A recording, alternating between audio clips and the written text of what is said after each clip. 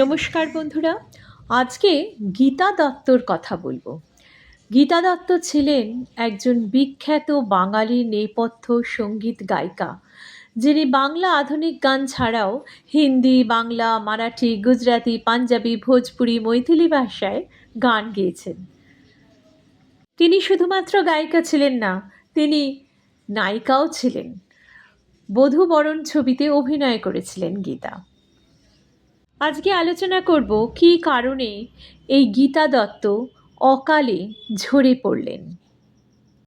অবিভক্ত বাংলার ফরিদপুর জেলার এক জমিদার পরিবারে জন্ম গীতা ঘোষ রায়চৌধুরীর। তিনি জন্মগ্রহণ করেছিলেন 23শে নভেম্বর 1930 সালে। 1942 সালে তাঁর পরিবার ফরিদপুর থেকে বম্বে অর্থাৎ মুম্বাইতে চলে আসেন। মাত্র 12 বছর বয়সে সঙ্গীত পরিচালক হনুমান প্রসাদের মাধ্যমে তিনি সুযোগ পেয়েছিলেন। 1946 সালে ভক্ত প্রহ্লাদ ছবিতে কোরাস গাওয়ার পর 1947 সালে দো ভাই চলচ্চিত্রে মেরা সুন্দর সপনা এই গানটি তাকে তুমুল জনপ্রিয়তা এনে দেয়। 5-এর দশক জুড়ে নেপথ্য গায়িকা হিসেবে রাজত্ব করেছিলেন লতা মঙ্গেশকর এবং গীতা দত্ত। আশা ভোঁসলের দাপটটা আরেকটু শেষের দিকে, মানে 5-এর দশকের শেষের দিক থেকে শুরু হয়েছিল। কিন্তু অত্যন্ত দুর্ভাগ্যজনক কারণে গীতা দত্ত ধীরে ধীরে হারিয়ে গেল। কেন হারিয়ে গেল, কী ছিল কারণ, আসছি সেই প্রসঙ্গে। 1951 সাল শচীন দেব বর্মনের সুরে বাজি ছবির গান রেকর্ডিং করতে গেছেন গীতা দত্ত। গাইছেন সেসব বিখ্যাত গান তদবীর সে বিগড়ি হুই, ইয়ে কৌন আয়া। ছবিতে উচ্ছলতায় ভরপুর গীতা বালির অভিনয়ের সঙ্গে গীতা দত্তের গান খাপে খাপে মিলে গিয়েছিল। যাই হোক, সেদিন রেকর্ডিংয়ের আভিজাত্যে ভরা অপরূপ সৌন্দর্যময়ী গীতা দত্তের গলা, কণ্ঠস্বর, ওখানে উপস্থিত ছিলেন প্রযোজক পরিচালক গুরু দত্ত। পাগল হয়ে গিয়েছিলেন গীতার প্রেমে। গুরু দত্তের সাথে গীতার প্রেমের বন্ধন গড়ে উঠতে দেরি হলো না, কিন্তু সেই সম্পর্ক গড়ে ওঠার মধ্যে দিয়েই গীতার দুর্ভাগ্যের সময় শুরু হলো। এরপর 1952 সাল এলেন তরুণ সঙ্গীত পরিচালক ওপি নাইয়ার। তিনি লতা মঙ্গেশকরের গাওয়া 4খানি গান বাতিল করে দিলেন এবং তারপরেও কোনো দিন কোনো গান লতাকে দিয়ে গাওয়াননি। নিজেকে সুরকার হিসেবে সাফল্যের শিকারে নিয়ে যেতে তার অসুবিধে হয়নি, একথা অনস্বীকার্য। এ জায়গায় পৌঁছতে সেই 5-এর দশকে ওপি নাইয়ারের সবচেয়ে বড় ভরসা ছিলেন গীতা দত্ত। ওপি নাইয়ার গীতা দত্ত হিন্দি ফিল্ম সঙ্গীতের এক অদ্ভুত সংযোগ। Aar Paar, Mr and Mrs 55, CID, Howrah bridge, এই জুটির আরও অনেক ছবির নাম করা যায়। তবে শচীন দেব বর্মনও গীতা কণ্ঠ ব্যবহার করেছেন তার অনেকগুলো ছবিতে। হেমন্ত মুখোপাধ্যায়, সলিল চৌধুরী, তিমির বরণ, কানু রায়, এমনকি পঙ্কজ কুমার মল্লিকও গীতা দত্তকে তাদের গান গাইয়েছিলেন। এর মধ্যে গুরু দত্ত আর গীতার প্রেম পরিণতি পেয়েছে 1953 সালে। গীতা দত্ত তরতর করে এগিয়ে চললেও গুরু দত্ত তখনও পায়ের তলায় জমি সেভাবে খুঁজে পাচ্ছিলেন না। তাই সংঘাত শুরু হলো দুজন প্রফেশনাল মানুষের মধ্যে, অর্থাৎ একজন পরিচালক যার পায়ের তলায় তখনও সেভাবে জমি নেই, আর আরেকজন সঙ্গীতজ্ঞ যে খুবই বিখ্যাত, খুবই জনপ্রিয়তা অর্জন করেছে। আগুনে ঘি পড়ল। গুরু দত্ত কড়া নির্দেশ দিলেন যে তার ছবি ছাড়া অন্য কোনো ছবিতে গীতার গান গাওয়া চলবে না। তার তখন গানের জগতে তুঙ্গ সময় চলছে, কিন্তু দুর্ভাগ্যজনকভাবে 3 সন্তানের মুখ চেয়ে গুরু দত্তের সেই নির্দেশ গীতাকে মেনে নিতে হলো। কিন্তু যে মানুষটা গান ভালোবাসে সে কতদিন এইভাবে থাকতে পারে? তার ফলে গুরু দত্ত বাড়ি থেকে বেরিয়ে গেলে লুকিয়ে গিয়ে গীতা দত্ত গান রেকর্ডিং করতেন। এক শিল্পীর কি মর্মান্তিক জীবনযাপন! একটি নির্দিষ্ট সময়ের বাইরে যাওয়া উপায় না থাকাতে সঙ্গীত পরিচালকদের সবসময় এই সময়জনিত শর্ত মেনে নেওয়া সম্ভব হয়নি এবং এই কারণে তারাও গীতাকে এড়িয়ে যেতে বাধ্য হলেন। ফলে সেই অসম্ভব জনপ্রিয়তা পারিপার্শ্বিকতার অন্যায় চাপে পড়ে জনপ্রিয়তা কমতে লাগলো। স্বাভাবিকভাবে গীতার কাজ প্রায় কমে এলো, একাকিত্ব গ্রাস করলো। এর সঙ্গে যোগ হলো বিখ্যাত অভিনেত্রীর সঙ্গে গুরু দত্তের সম্পর্কের ঘটনা। গীতা আক্রান্ত হলেন মানসিক অবসাদে।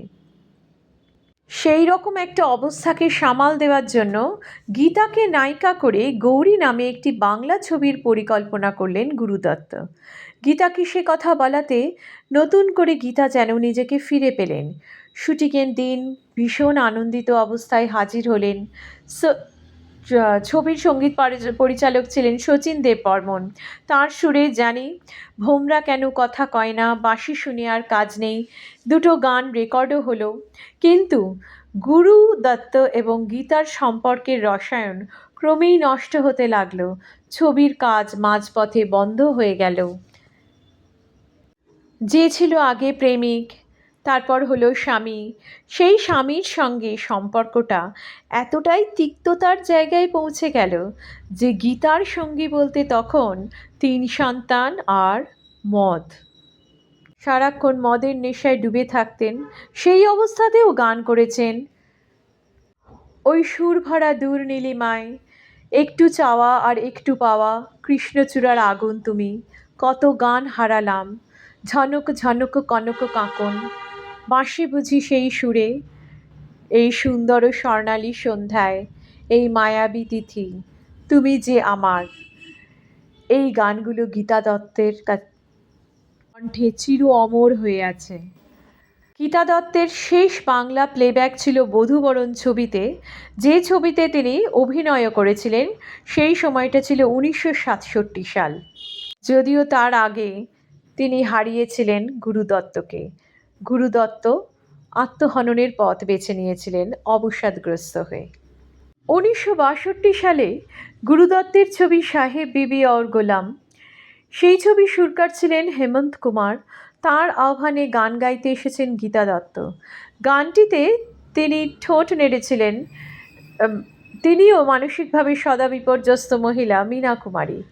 আবার যে চরিত্রের জন্য এত কিছু, গল্পের সেই ছোট গিন্নি স্বামীর মনোরঞ্জন করে তাকে কাছে রাখার জন্য মদ খেয়ে চুর হয়ে গান গাইছেন, তার মানে চরিত্র, অভিনেত্রী ও নেপথ্য গায়িকা সবের মধ্যে একেবারে একটা মহামিল। হেমন্তবাবু সুরও করেছেন না যাও সাইয়া চুরাকে বাইয়া। গান রেকর্ডিংয়ের আগে হেমন্ত বললেন গীতাকে যে এই গান কান্নার ভাব নিয়ে গাইতে হবে। তখন গীতা একচিলতে করুণ হেসে বলেছিলেন, চেষ্টা করে তাকে কান্নার ভাব আনতে হবে না, গান গাইলে এমনিতেই তার কান্না বেরিয়ে আসে, কারণ কান্না তার নিত্য সঙ্গী। 1962 সালে তাঁর এই রকম মানসিক ও শারীরিক অবস্থা। এরপর 1964 সালে গুরুদত্তের প্রয়াণের পর তিনি সব দিক থেকে বিধ্বস্ত হয়ে যান। তারপরেও আমরা দেখি 1971 সালে অনুভব ছবিতে কানু রায় সুরে তাঁর গান মেরা দিল জো মেরা হোতা, কোই চুপকে সে আকে, এই গানগুলো সুপারহিট গাইলেন। এমনকি তিনি যে বছর পৃথিবী ছেড়ে চলে গেলেন 1972 সালে, সেই সময়ও তিনি 2টি ছবিতে প্লেব্যাক করেছেন। সেই গান শুনে বোঝার উপায় নেই যে তিনি আর কদিনের মধ্যেই জীবন থেকে ছুটি নেবেন। 1972-এর 20 তারিখ জুলাই মাস, সিরোসিস অফ লিভারে আক্রান্ত। এই যন্ত্রণাদায়ক জীবন থেকে চিরকালের জন্য মুক্তি নিলেন। 1959 সালে কাগজ কে ফুল ছবিতে গেয়েছিলেন ওয়াক্ত নে কিয়া কিয়া হাসি সিতম। সেই গান যে তার জীবনের ছাত্রে ছাত্রে সত্য হয়ে উঠবে, সে কথা তো বোঝাই যায়নি। আজও যখন গীতা দত্তের গান বেজে ওঠে, কোনো না কোনোভাবে দর্শক কিংবা শ্রোতাদের মনের মধ্যে গীতা দত্তের যে স্থান আছে, সেই স্থানটা চিরকাল থাকবে, কিন্তু মনটা এখনও কেঁদে ওঠে তার গান শুনে। এই কিংবদন্তি শিল্পীকে আজও শ্রোতারা মনে রেখেছেন এবং ভবিষ্যতেও মনে রাখবেন তার অপূর্ব কণ্ঠস্বরের জন্য, এবং তার গান মন ছুঁয়ে যায় সেই কারণে।